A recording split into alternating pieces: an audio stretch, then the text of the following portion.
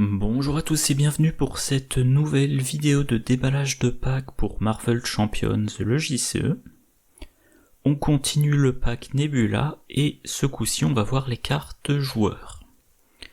La première carte c'est Eros, un allié justice qui coûte 2, qui a 2 de contre, 1 d'attaque, 2 points de vie, très gardien. Réponse, après avoir joué Eros de votre main, désorientez un sbire pour chaque ressource mentale que vous avez utilisée pour le payer. Alors l'allié en lui-même, 2, 2, 1, 2, ouais. Pour 2, vous pouvez contrer de 2 à 2 reprises, ou contrer de 2 et défendre. Ouais, ça passe. Et ça, son effet, c'est après l'avoir joué depuis la main, alors toujours bien vérifier. Là, c'est pas après qu'il entre en jeu, il faut le jouer depuis la main. On peut désorienter des sbires, pas le méchant, des sbires. Un sbire désorienté pour chaque ressource mentale qu'on a utilisée pour le payer. Ah oui, une autre précision avant que j'oublie. Il est autorisé de surpayer les cartes dans Marvel Champions. Donc il coûte 2, mais vous pouvez payer 3 ressources pour désorienter 3 sbires. Ok. Donc la spécificité de cet allié, c'est son effet désorientation. Est-ce que c'est intéressant ?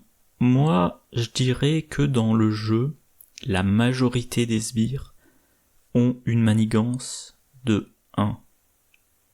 Il y en a quelques-uns qui ont une manigance de 2, mais c'est pas très courant, alors évidemment je connais pas les statistiques. Et ceux qui ont plus que 2 sont rarissimes. Donc, Eros, quand est-ce que son effet de désorienter les sbires sera intéressant ? Par exemple, pour moi, les deux cas vraiment intéressants que j'ai vus, le premier c'est MODOK. Voilà, il manigance de 2. Il a 8 points de vie, il a riposte 2. Donc MODOK, il manigance de 2, c'est beaucoup.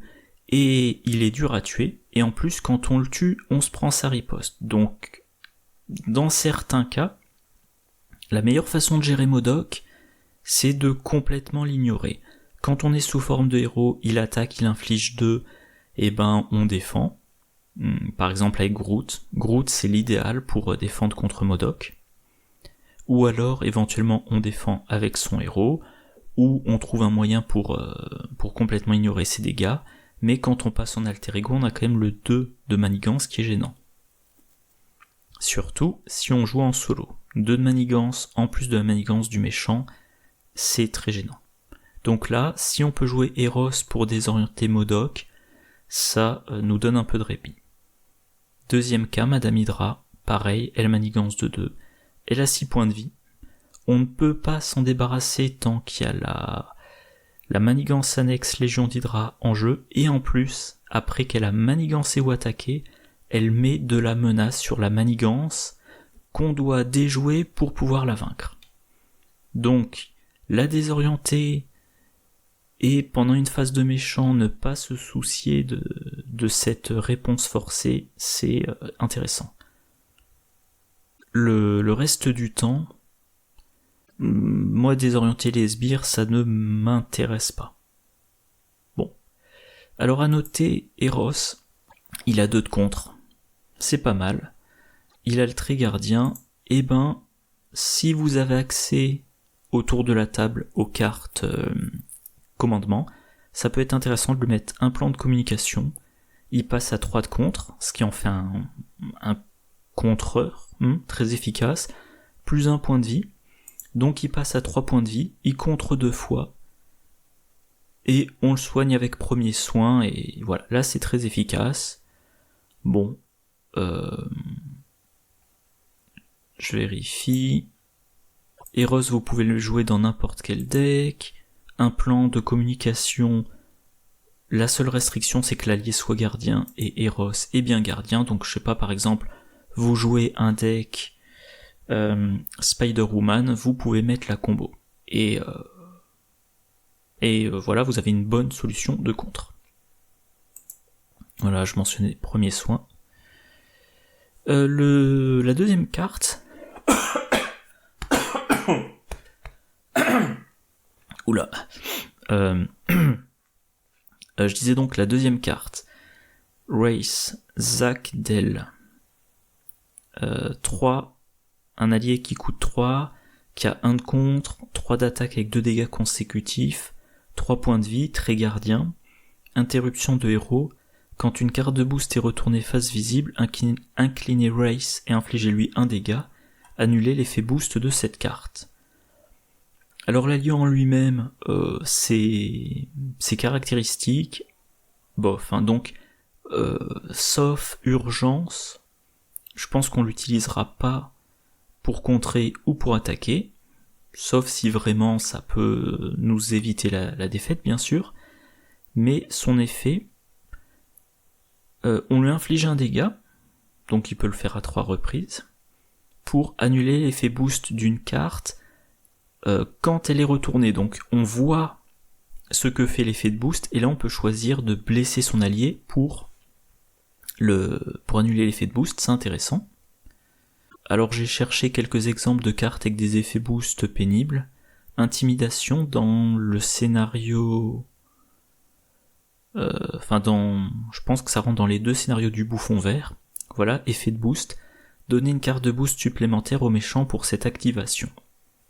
La carte a un icône de boost, donc le bouffon vert s'active, il a un +1 et une autre carte de boost, et l'autre carte de boost ça sera peut-être un +2 voire un +3,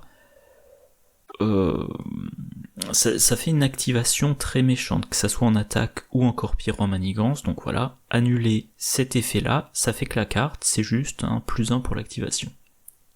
Ça peut faire un très gros changement. Autre exemple... Alors là, il n'y a pas d'image dans le pack Kang le Conquérant.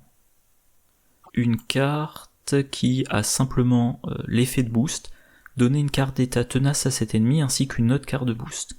Donc pareil, on ne se retrouve pas avec l'autre carte de boost, le méchant n'a pas l'état tenace et cette carte-là donne +0 pour l'activation.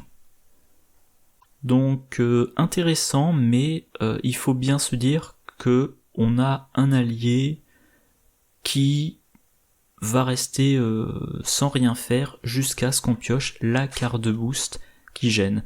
Donc c'est une question de choix personnel. Déjà, est-ce que vous faites votre deck spécifiquement contre un scénario? Parce qu'il y a des scénarios où vraiment les effets de boost sont pénibles, notamment Venom, avec des effets de boost du style, de mémoire, hein, du style si vous jouez en expert, +2 icônes de boost, ou redonner une autre carte de boost, des choses comme ça. Et sinon, une question aussi de mentalité de joueur. Est-ce que vous êtes plutôt dans le camp je prévois des cartes pour les situations exceptionnelles, des cartes situationnelles pour les pires situations, ou est-ce que vous dites je ne mets aucune carte situationnelle, que des cartes qui sont très fortes, et du coup dans les situations exceptionnelles j'arrive quand même à tenir le coup. Voilà. À noter, ah oui je l'ai pas mentionné, Eros je l'ai jamais joué, et Race, pour autant que je me souvienne, je ne l'ai jamais joué non plus. Carte suivante, Venom, Flash Thompson. Donc déjà, vous ne pouvez pas le mettre en jeu si quelqu'un joue, autour de la table, joue le héros Venom Flash Thompson. Bon, un allié qui coûte 4, 2 de contre avec 2 dégâts consécutifs, 3 d'attaque avec 2 dégâts consécutifs, 4 points de vie, gardien, tant qu'il n'y a pas de menace sur la manigance principale, diminuez de 1 les dégâts consécutifs subis par Venom. Du coup, s'il y a de la menace sur la manigance principale Venom, vous pouvez l'utiliser 2 fois, donc 2 fois 2 de contre, 2 fois 3 d'attaque, ou vous l'utilisez une fois et ensuite il défend, mais si vous arrivez à rester à 0 menace sur la manigance principale, il peut s'activer 4 fois, et se sacrifier sur la 4ème activation, ou s'activer 3 fois puis défendre. Donc c'est vraiment une carte qu'on met dans son deck avec dans l'idée je dois maintenir la manigance je dois maintenir la menace à 0 sur la manigance principale. ou éventuellement, vous vous dites ça sera mon objectif, mais si j'y arrive pas, bah c'est tant pis, c'est un allié qui sera là en attente du bon moment pour s'utiliser. À noter, alors c'est une erreur que j'ai faite dans ma vidéo précédente, ça a été mentionné dans les commentaires. Quand on utilise un allié, le dégât consécutif, on le met à la toute fin. Donc si Venom contre la manigance principale, il contre de 2. Et c'est seulement après qu'on regarde combien de dégâts... Enfin, c'est seulement après avoir contré qu'on lui met les dégâts consécutifs. Donc s'il a retiré la dernière menace de la manigance principale, et ben voilà, il ne se prend qu'un dégât consécutif. Donc si vous utilisez Venom pour le contre, l'important c'est que la menace sur la manigance principale ne monte pas au-delà de 2, parce qu'après son activation, vous êtes descendu à 0, donc il ne se prend qu'un dégât consécutif. Voilà. Bon, par contre, il a quand même 3 d'attaque. Si vous jouez sur lui, arme de poing, il passe à 4, et à distance, donc il ne subit pas la riposte. Très intéressant. Je pense notamment à MODOK, 8 points de vie, riposte 2, Venom plus arme de poing, MODOK est vaincu en 2 attaques. Et donc on a seulement une phase de méchant pendant laquelle on subit son activation. Voilà. Qu'est-ce qu'il y a à dire ? Il peut aussi recevoir les implants de communication pour contrer de 3. Il gagne 1 point de vie. Encore une fois, Venom, on essaie de l'utiliser dans des situations dans lesquelles il ne se prend qu'un dégât consécutif. Donc dans ce cas-là, il a 3 de contre, 5 points de vie, et idéalement, il ne se prend qu'un dégât consécutif à chaque fois. Donc 5 activations possibles, pour contre à chaque fois de 3. La possibilité de le soigner, très intéressant. Et puis, évidemment, c'était pas encore chargé. Et puis l'ensemble des améliorations pour alliés, que je vais pas tout détailler là. Voilà, je disais donc, il a accès aux autres améliorations pour alliés, notamment la lance énergétique, plus 2 d'attaque et perçant. Et voilà, alors, faudra quand même, je vais y arriver, voilà, faudra quand même souvenir que en commandement, il y en a un certain nombre qui demandent le trait Avenger.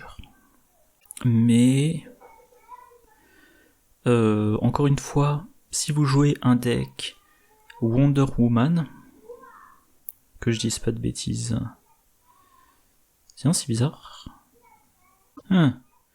Je vois pas dans la liste les Avengers honoraires, membres honoraires des Avengers, c'est bizarre. Bon bref, vous jouez Spider-Woman en biclassé commandement agressivité, par exemple. Vous jouez membre honoraire des Avengers sur Venom, il gagne le Travanger, il peut mettre toutes les améliorations réservées aux gardiens, toutes les améliorations réservées aux Avengers, et voilà, la lance énergétique il passe à 5 d'attaque, l'arme de poing il passe à 6 d'attaque, l'aérocycle on peut l'activer 2 fois, donc 2 fois 6 dégâts, costume renforcé des points de vie en plus, gant de pouvoir chaque fois qu'on l'utilise il inflige un dégât, donc en un round il peut faire 8 dégâts, ça permet de tuer MODOK. Motivé, il est à... j'ai perdu le fil, à 7 d'attaque, donc 2 fois 7 d'attaque, plus 2 dégâts grâce au gant de pouvoir. Donc avec le phaser laser en plus, il est à 8 dégâts, enfin 8 d'attaque, et déferlement, et perçant, et à distance, enfin voilà. Donc Venom, un très bon allié. Encore plus si vous le boostez.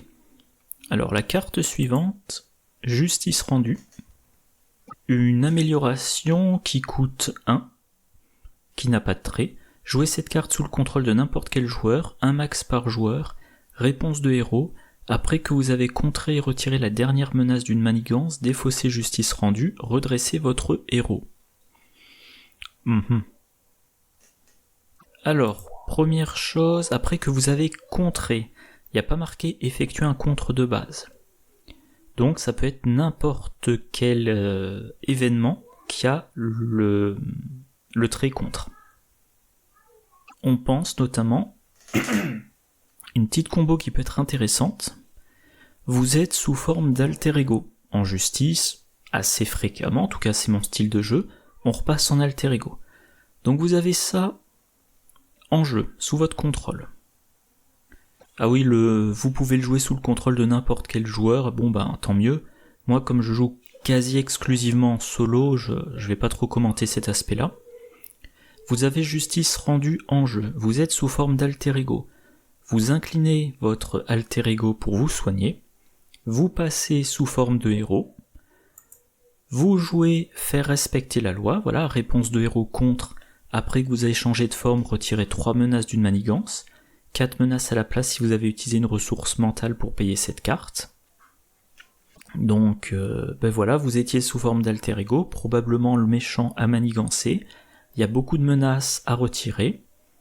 Vous jouez faire respecter la loi, vous avez contré, vous pouvez donc, alors à condition d'avoir retiré la dernière menace d'une manigance, mais comme vous retirez 3 menaces, voire 4 menaces d'un coup, ben, si vous avez ciblé une manigance annexe, ou que vous avez utilisé un autre effet de contre sur la manigance principale, il y a des chances que vous ayez retiré la dernière menace d'une manigance, vous défaussez justice rendue, votre héros est redressé, et il peut de nouveau s'activer, même si dans ce round vous l'avez déjà activé pour vous soigner. Voilà.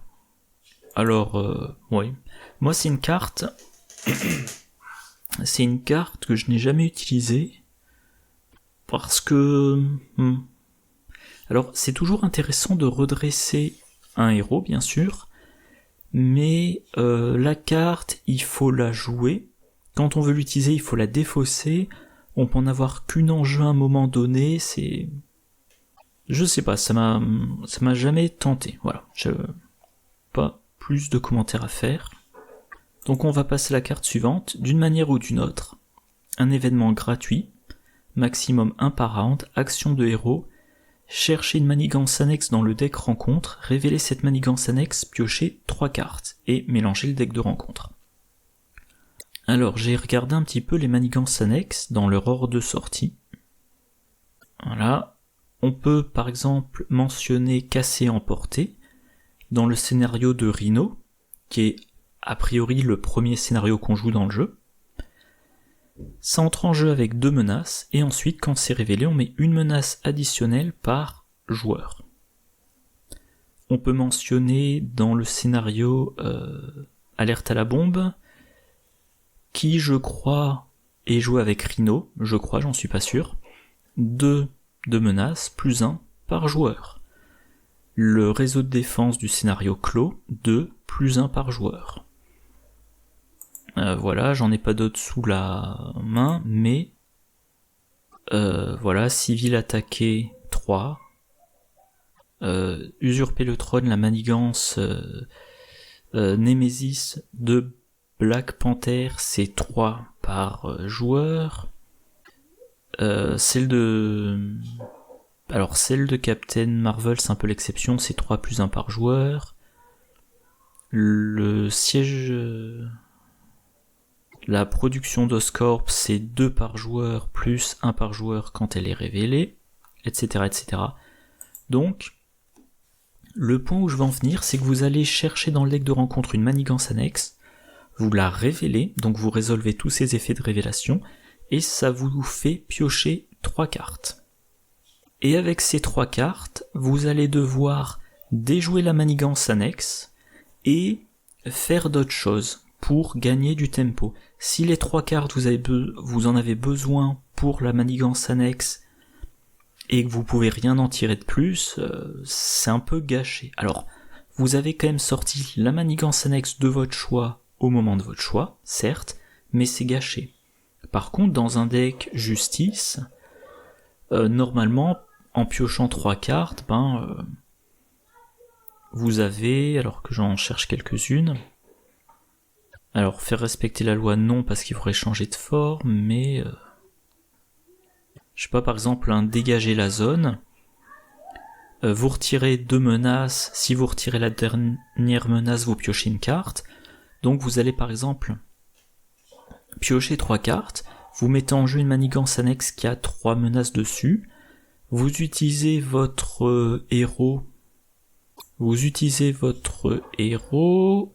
si ça veut bien marcher, voilà, potentiellement il a 2 de contre de base et avec instinct héroïque il a 3, donc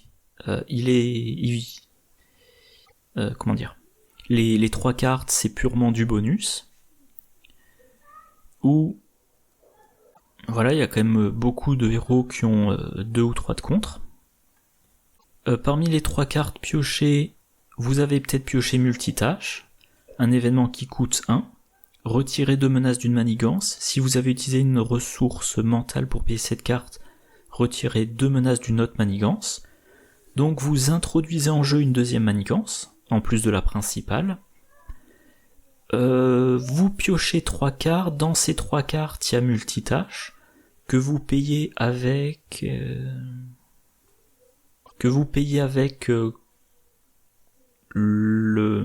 l'amélioration qui fournit des ressources mentales pour les contres, son nom m'échappe.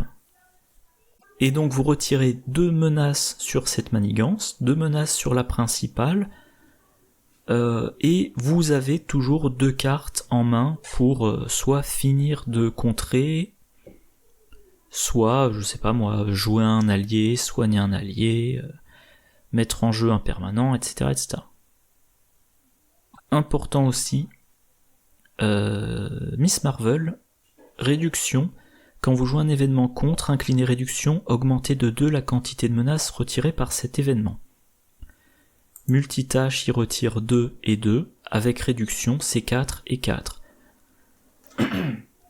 Donc dans un deck Miss Marvel, que je retrouve, d'une manière ou d'une autre c'est encore meilleur parce que vous allez chercher une manigance annexe pour la mettre en jeu, et vous savez que multitâche plus réduction peut vous permettre de retirer 4 menaces sur cette manigance annexe et 4 sur la principale. Et avec l'effet de Miss Marvel, vous pouvez remonter multitâche dans votre main pour le rejouer. Donc en fait, vous pouvez aller chercher une manigance annexe qui a 6 menaces et vous en débarrasser avec multitâche.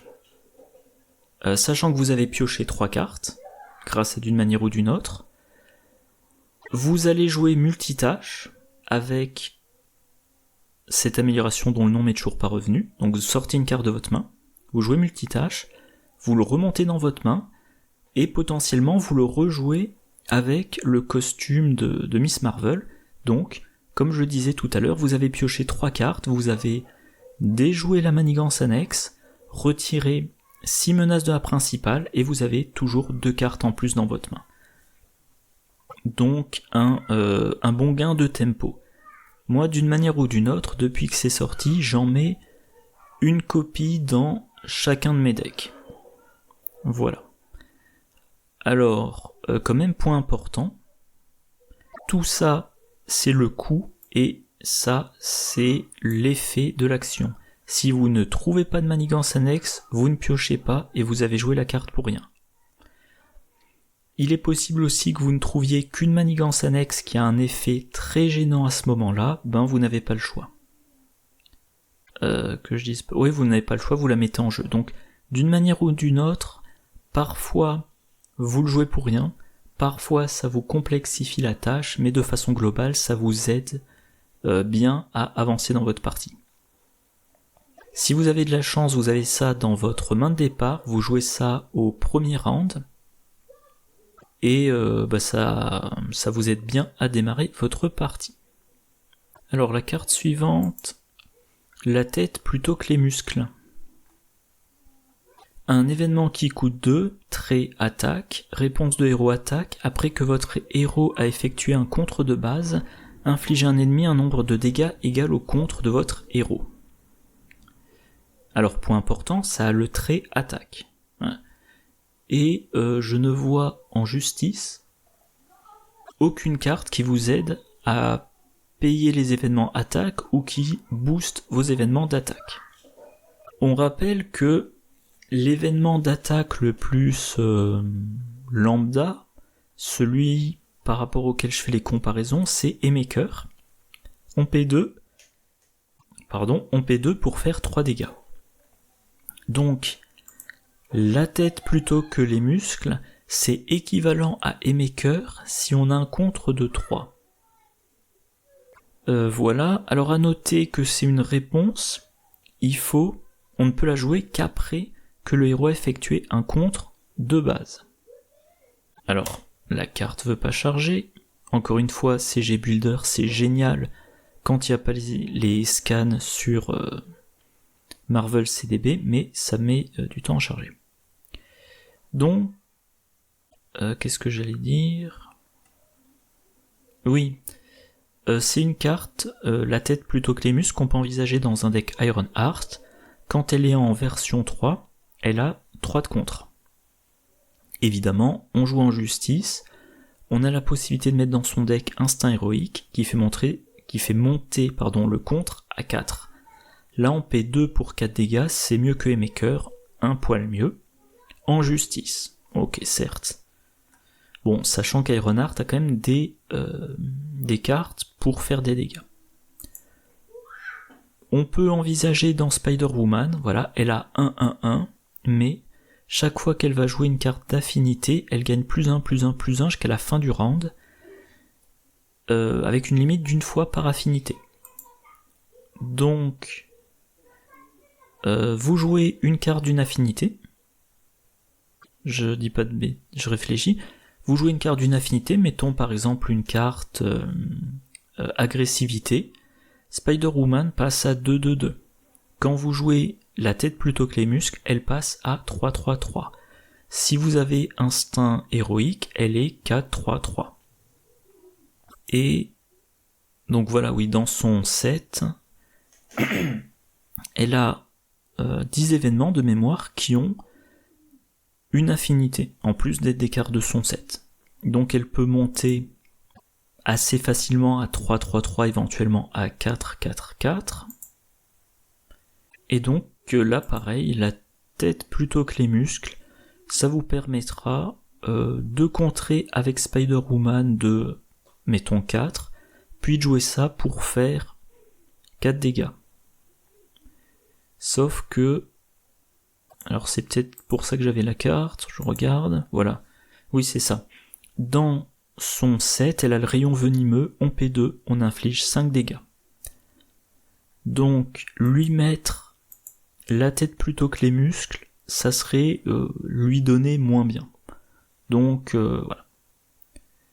Donc c'est une carte pour laquelle je n'ai jamais trouvé de bon deck, de bonne situation pour la jouer.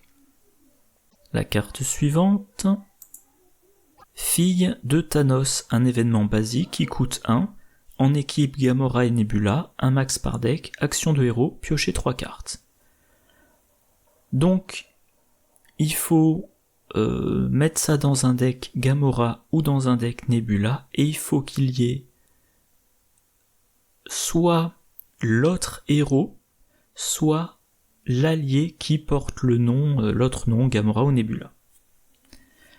On peut en mettre qu'une copie dans son deck, il faut dépenser la carte, il faut dépenser une ressource, et ça fait piocher 3 cartes. Bon, alors une carte en équipe, faut regarder l'autre personnage.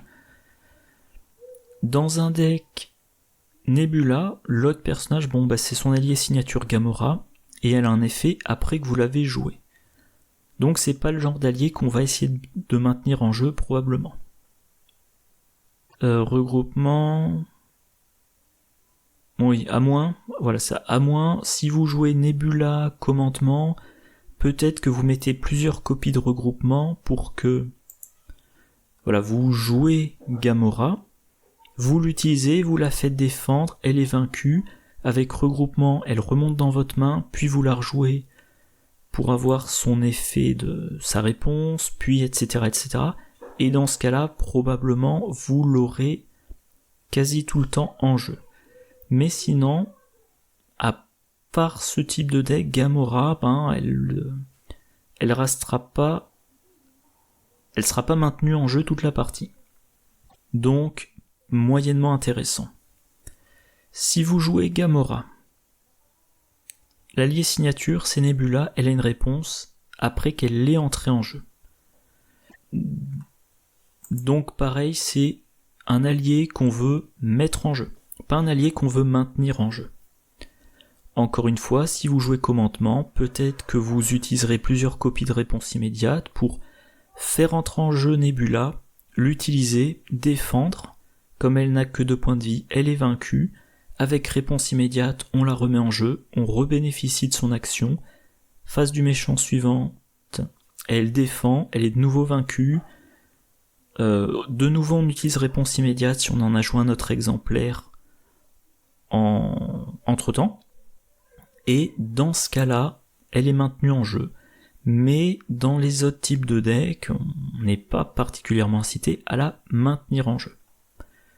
Du coup, Fille de Thanos, ça fait piocher 3 cartes, mais en exigeant 2 cartes. Cette carte-là est la carte pour la payer, ouais, ça va. Mais c'est pas à mettre dans tous les decks Nebula ou Gamora, faudra vraiment se demander si on va utiliser son allié comme trash ou si on va le maintenir en jeu.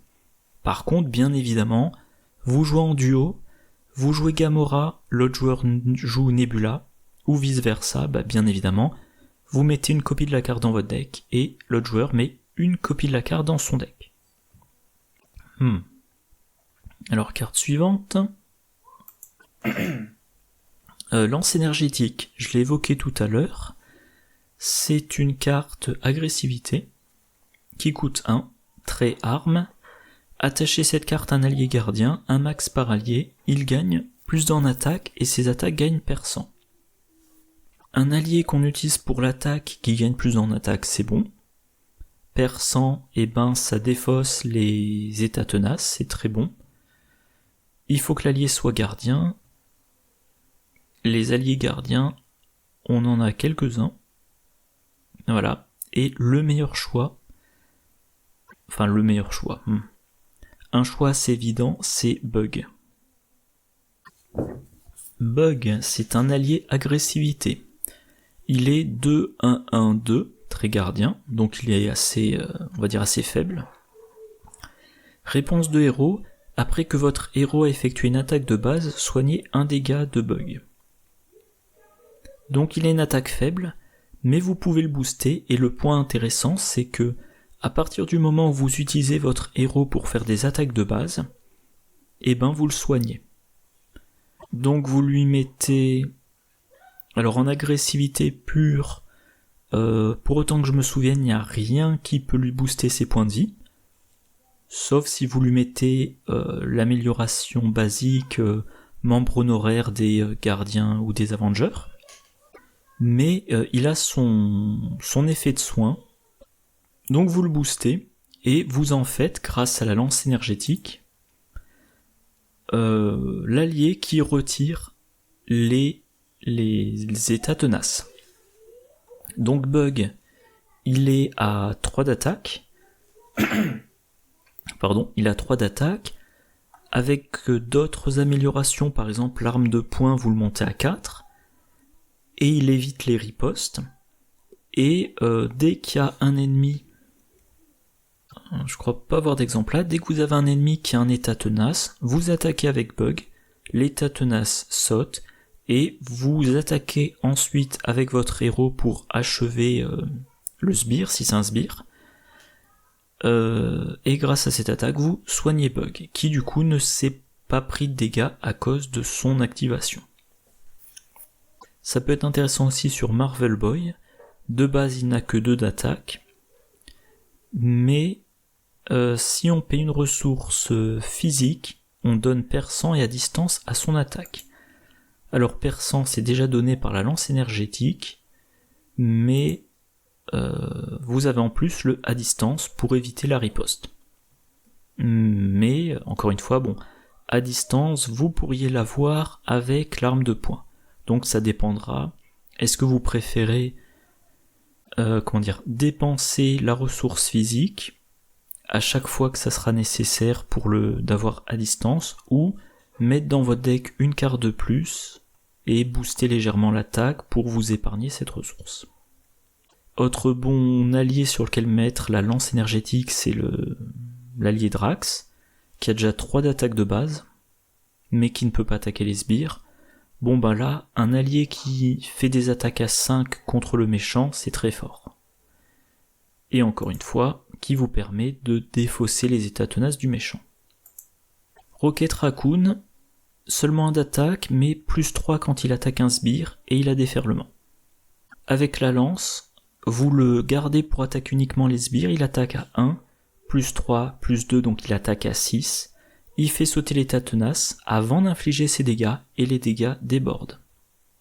Par exemple, le garde blindé, qui est toujours gênant, vous l'attaquez avec Rocket Raccoon plus lance énergétique, vous retirez l'état tenace, 3 dégâts au garde blindé, il est vaincu, 3 dégâts dans le méchant. En combo, bicolore, il y a Venom, qui passerait à 5 d'attaque, ou Yondu, qui passe à 3 d'attaque, mais lui, ce qui est d'intéressant, c'est qu'il n'a pas de dégâts consécutifs quand il attaque, et il a à distance de base. Martyr en protection 2 d'attaque, qui passe donc à 4, mais le point intéressant, c'est que Martyr, quand elle subit des dégâts parce qu'elle a effectué une attaque, elle a un état tenace. Donc, vous allez... Alors que je dise pas de bêtises. Voilà, vous allez la passer à 4 en attaque, et puis elle fait une attaque, elle se prend des dégâts consécutifs, elle a un état tenace, elle fait le round suivant une attaque qui retire son état tenace, elle fait une 3e attaque qui lui inflige un 2e dégât et elle se prend un état tenace. Là, vous utilisez premier soin et vous recommencez le cycle. Donc, elle fait 3 attaques à 4 et seulement là, vous avez besoin de la soigner. Voilà. Carte suivante, en commandement, Gardien de la Galaxie, un soutien qui coûte 2. C'est le 2e soutien avec le trait équipe. Si ma mémoire est bonne, on va en avoir un 3e dans la boîte X-Men ou dans un des tout premiers packs X-Men. Donc jouez cette carte sous le commandement de n'importe quel joueur. Une carte équipe max par joueur. Si chacun de vos personnages a le trait gardien, cette carte gagne réponse. Après que vous avez joué une amélioration sur un allié, piochez une carte. Alors cette carte-là, elle est très très spéciale. Pourquoi ? Parce que, encore une fois, dans mon style de jeu, si je joue des améliorations sur des alliés, c'est que je fais un deck dans lequel je maintiens mes alliés en vie. Du coup, je joue l'allié, puis je joue une première amélioration sur lui, puis une 2e, puis une 3e, et une fois que chacun de mes alliés a boosté, a eu ses 2, 3, éventuellement 4 améliorations. Ah, un petit truc à faire. Voilà, donc je disais donc, une fois que j'ai joué mes alliés à booster, une fois que j'ai joué les améliorations sur eux, et ben c'est fait.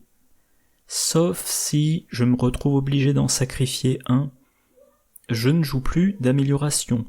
Donc cette carte-là, que je ne peux avoir qu'en un exemplaire en jeu, que donc je mettrai probablement qu'en un exemplaire dans mon deck, elle me fera piocher sur la partie... généralement je joue 2 alliés à booster, donc on va dire elle peut me faire piocher maximum 8 fois sur la partie, si je la pioche au bon moment, et ensuite c'est tout. Si je la pioche au mauvais moment, j'ai déjà joué toutes mes améliorations et elle me sert plus à rien. En plus de ça, pour qu'elle fournisse sa réponse, il faut que tous les personnages aient le trait gardien. Donc il faut que je joue dans un deck où tout le monde a le trait gardien, y compris mon héros. Si mon héros est en alter ego, il n'a plus le trait gardien, mais par exemple hors la loi.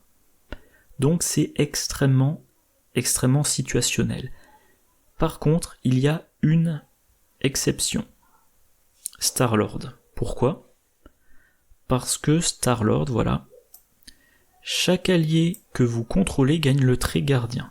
Quand on fait un deck Star-Lord, on met les alliés qu'on veut dans son deck, et tant que Star-Lord est en héros, tous les alliés qu'on contrôle sont gardiens. Par contre, quand Star-Lord est en alter ego, il est hors la loi. Donc il faudra lui jouer sur lui, membre honoraire des gardiens, pour que même en alter ego, il ait le trait gardien. Et là on aboutit à un deck. Très spécial, encore une fois temps de chargement. Ah oui, en plus, vous voyez, c'est un deck que je n'ai pas fini. C'est un deck de 50 cartes. Déjà ça fait un peu froncer les sourcils. Ah, voilà, même 52 cartes, donc comme je disais, j'ai pas fini. Ça, c'est un deck Star-Lord, commandement bien sûr, avec tout plein d'améliorations à mettre sur des alliés. Dans le deck, on met 2 copies de Gardiens de la Galaxie. On pourrait peut-être même en mettre 3. Et l'idée de ce deck, c'est de mettre en jeu dès que possible Gardiens de la Galaxie, de mettre en jeu dès qu'on peut les alliés. Vous remarquerez au passage que lui il est Avenger, lui l'Avenger, elle est Avenger, elle je crois, elle... Ouais c'est ça, elle est Avenger, il est Avenger. Ils sont tous Avengers, pas gardiens, mais Star-Lord leur donne gardien. Il y a tout plein d'améliorations pour alliés, dont certaines réservées aux Avengers, ils le sont, certaines réservées aux gardiens, ils le deviennent grâce à Star-Lord, et là, au lieu de booster ses alliés et de les maintenir en vie, on booste ses alliés, on les utilise autant que possible, et quand ils meurent, ils meurent. Et voilà, donc grâce à Gardiens de la Galaxie, on va piocher énormément. Pour rappel, les améliorations pour alliés, ça coûte souvent 1, costume renforcé c'est aussi 1, gants de pouvoir c'est 1, implant c'est 1, membre honoraire des gardiens c'est 0, motivé c'est 1, phaser laser c'est 1, et voilà. Donc toutes les améliorations à jouer sur les alliés coûtent 1, et chaque fois qu'on joue une amélioration sur un allié gardien, ce qu'ils sont tous, on pioche une carte. On a bien évidemment Iron Man qui diminue de 1 le coût de chaque amélioration.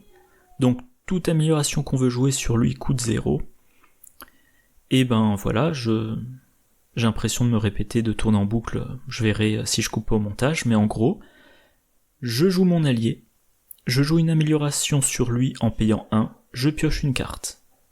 Donc je rembourse le coût de mon amélioration. Maintenant que mon Iron Man...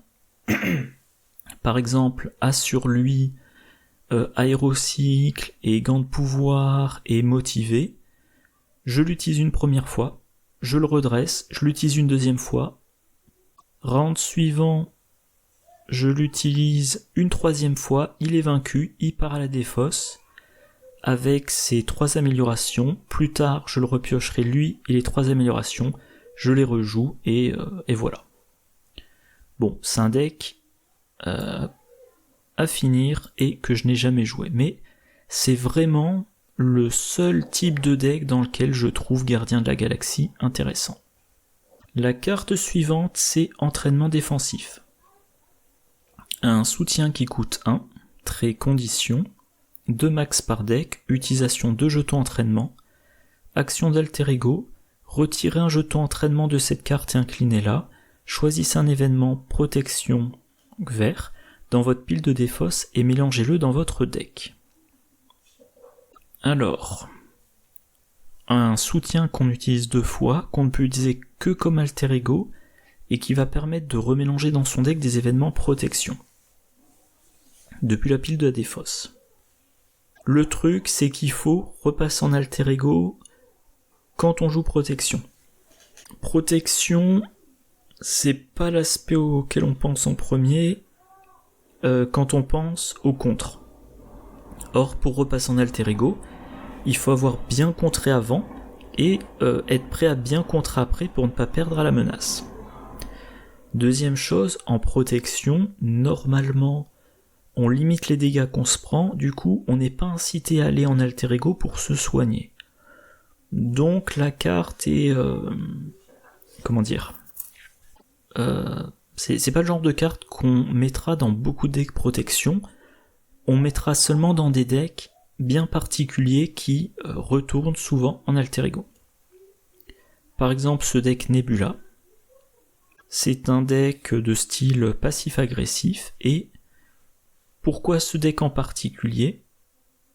Eh ben, Nebula, elle a des effets d'alter ego intéressants, notamment le fait de piocher 2 cartes quand elle joue une amélioration technique.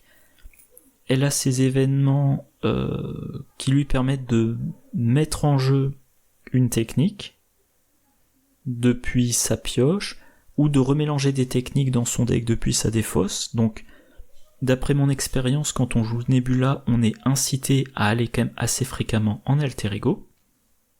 Elle a... que je retrouve ça.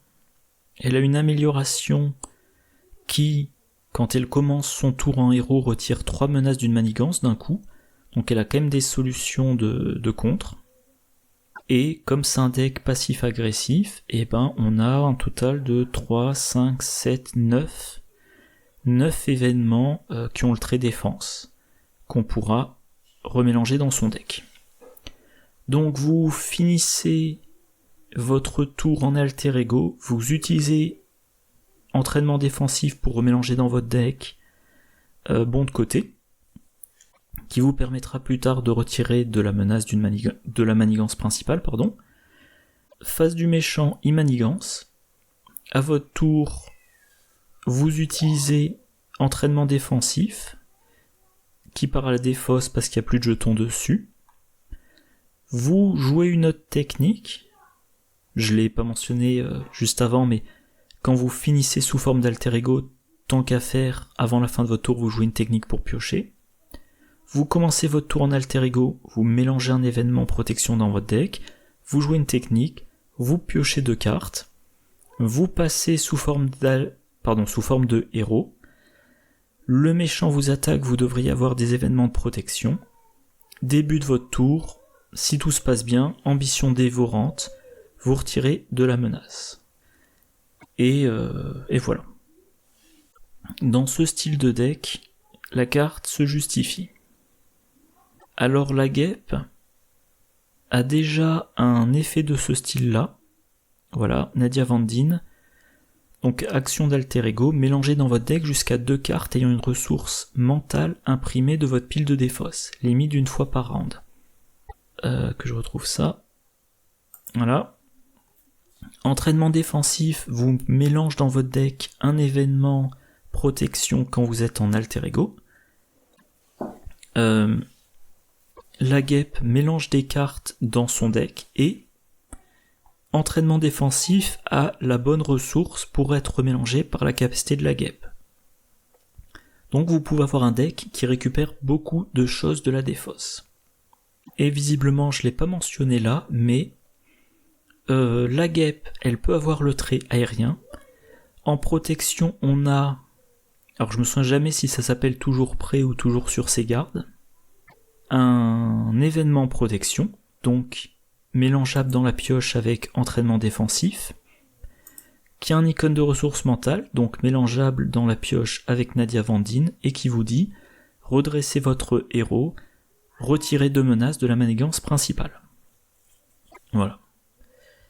Donc vous pouvez avoir ça comme cœur de deck, 3 copies de l'événement de redressement, 2 copies de l'entraînement à la défense, et vous faites un deck la guêpe qui à chaque round change de forme de héros vers alter ego. Miss Marvel, bien sûr, il y a plein de choses intéressantes qu'elle peut faire en alter ego. Donc voilà, moi Miss Marvel, quand je la joue, j'essaie toujours d'être en alter ego à chaque round, en début de phase, enfin au début de mon tour ou à la fin de mon tour. Mais pour vraiment profiter de toutes ses capacités, j'essaie de repasser en alter ego à chaque round. Donc un peu comme pour Nebula, même si je joue protection, même si je joue passif-agressif, je retourne en alter ego. La carte suivante, membre honoraire des gardiens, une amélioration qui coûte 0, trait titre. Jouez cette carte uniquement si votre identité a le trait gardien. Attachez cette carte à un personnage ami, un max par personnage. Le personnage attaché gagne plus 1 point de vie et gagne le trait gardien. Alors c'est comme membre honoraire des Avengers, mais pour les gardiens. Et si on regarde les cartes qui mentionnent le trait gardien, il y en a un certain nombre. On peut mentionner bien sûr la lance énergétique, dont je parlais tout à l'heure. Donc si un allié sur lequel vous voudriez mettre la lance énergétique mais qui n'a pas le trait gardien, vous lui donnez le trait gardien, puis vous lui donnez la lance. On a aussi par exemple, alors à chaque fois le titre me hérisse, voilà, solutionneur de problèmes, un événement alliance, c'est-à-dire que si vous jouez en multijoueur, tous les joueurs peuvent contribuer à le payer, ça le trait contre, action de héros contre, incliner un personnage Avenger et un personnage gardien, retirer X menaces de chaque manigance, X étant la somme des contres de ces personnages. Donc vous allez choisir un personnage qui a un bon contre et qui n'a pas le trait gardien, vous lui donnez le trait gardien, vous jouez solutionneur de problèmes, vous inclinez cet allié, vous inclinez un autre personnage, assez probablement votre héros gardien, et vous retirez beaucoup de menaces de chaque manigance. Par exemple, Dum Dum Dugan, il a 3 de contre imprimés. Et vous n'avez pas à vous soucier de tous ces dégâts consécutifs. À noter bien sûr, si vous avez accès aux 2 affinités, cet allié auquel vous donnez le trait gardien pour qu'il puisse être utilisé pour solutionneur de problèmes, vous pouvez lui attacher les implants com qui boostent encore de 1 son contre. Je reviens sur Dum Dum Dugan, vous le faites passer à 4 de contre. Et alors je vais vérifier, Star-Lord il a 2 de base de contre. Et il a eu une carte, je crois que c'est chef des gardiens, faut que je vérifie l'effet exact. Voilà, le direct. Enfin le direct. Pas la diffusion en direct, mais la réflexion en direct.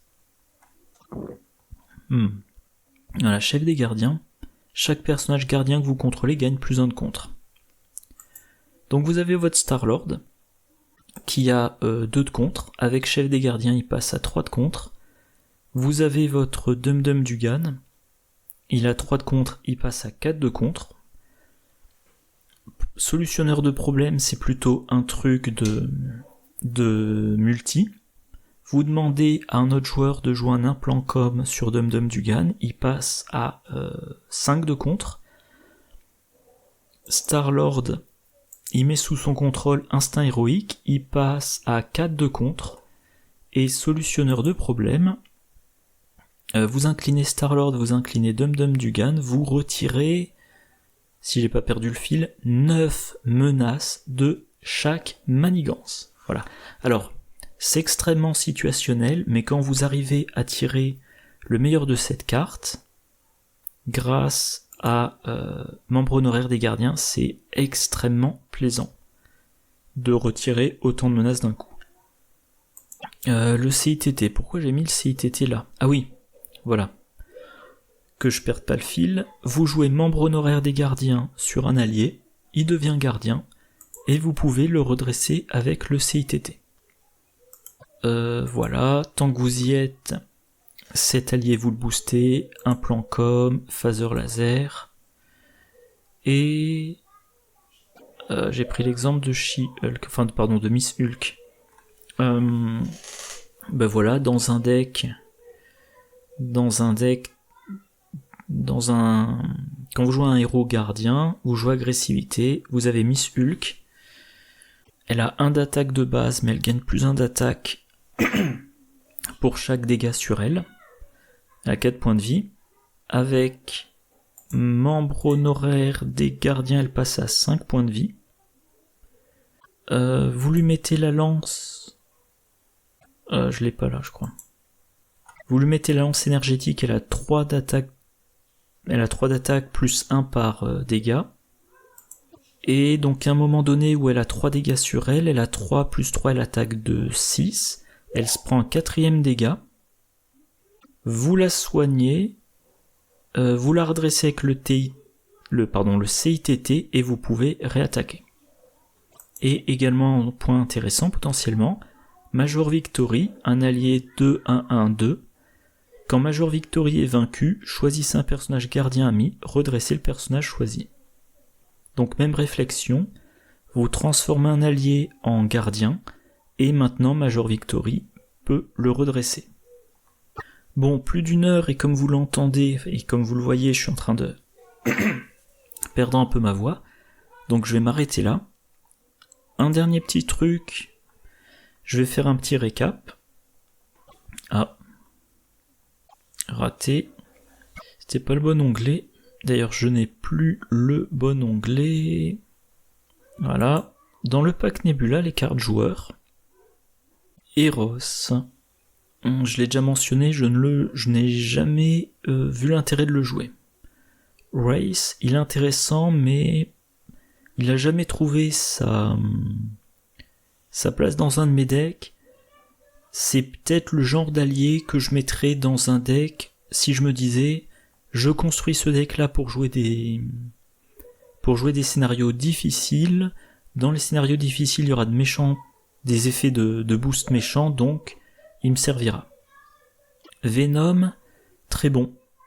Il faut le rendre fonctionnel, c'est-à-dire maintenir la menace sur une manigance principale à 0, ce qui n'est pas forcément l'objectif de tous les decks justice, mais dans le deck approprié, il est extrêmement puissant. Justice rendue, bof. C'est du redressement, le redressement c'est toujours bon, mais jouer l'amélioration, ne pas pouvoir les stocker en jeu et avoir une condition d'activation, je trouve que c'est trop demandé. D'une manière ou d'une autre, une copie dans chaque deck justice. Sauf si vous savez qu'il n'y a pas de manigance annexe dans le deck de rencontre, par exemple contre Crâne Rouge. Alors détermination, ça existait déjà, pouvoir de la justice pareil, la tête plutôt que les muscles. Je n'ai toujours pas trouvé de situation dans laquelle c'est intéressant. Et pour que ça devienne intéressant, il faudrait probablement une combinaison de différents facteurs, du style un héros qui a une valeur de base élevée, plus des boosts passifs notamment d'instinct héroïque, plus d'autres boosts, et au final c'est tellement lourd qu'il vaut mieux quelque chose de moins efficace mais de plus fiable. Alors on connaît Fille de Thanos, ouais. Si vous jouez en solo, vous mettez ça dans un deck commandement qui va maintenir ou ramener fréquemment votre allié, Gamora ou Nebula, en jeu. Si vous jouez en duo, Gamora plus Nebula, évidemment vous le jouez. Le reste du temps, non. Lance énergétique, c'est vraiment très bon. Plus d'attaque, vous rendez votre allié beaucoup plus efficace. Pour beaucoup d'alliés, ça va quand même doubler leur attaque. Et perçant, ça fait que vous... schématiquement, vous ignorez un état tenace par round. Schématiquement. Gardien de la galaxie. pour le moment, je vois ça uniquement dans un deck Star-Lord, dont l'objectif c'est de jouer des alliés Avengers, leur mettre autant d'améliorations dessus que possible, et les sacrifier pour pouvoir rejouer des améliorations pour pouvoir piocher, jouer toute la partie. Sinon, on oublie. Entraînement défensif, c'est extrêmement limité aux héros qui... Pardon, je suis déconcentré par les gens dehors. Entraînement défensif limité aux héros qui, même en protection, vont vouloir retourner en alter ego, même sans y être forcés. Et il faut que les decks incluent des événements protection qu'on veut jouer très fréquemment. Donc c'est extrêmement restreint, mais il y a une poignée de decks. Nebula, la guêpe si on joue toujours sur ses gardes, ou Miss Marvel qui auront une bonne utilité à cette carte. Et enfin, membre honoraire des gardiens, si votre deck a... Comment dire ? C'est une carte, si vous voulez faire d'un allié un gardien pour l'inclure dans une combo. Voilà. Voilà, si vous trouvez Miss Hulk très bien, mais que vous avez besoin qu'elle soit gardien pour lui mettre un attachement, si vous avez une carte qui vous donne un bonus à condition que tous vos alliés aient le trait gardien, etc., etc. Sinon, si vous n'avez pas besoin que l'allié soit gardien, c'est simplement un point de vie. Bon ben voilà, c'est tout. C'est tout pour cette vidéo, qui sera en retard, comme chaque semaine. Prochain pack, c'est War Machine, donc la semaine prochaine, 2 vidéos sur War Machine, que j'ai un peu joué. Je ferai aujourd'hui ou demain encore 2-3 parties, histoire d'être plus informé.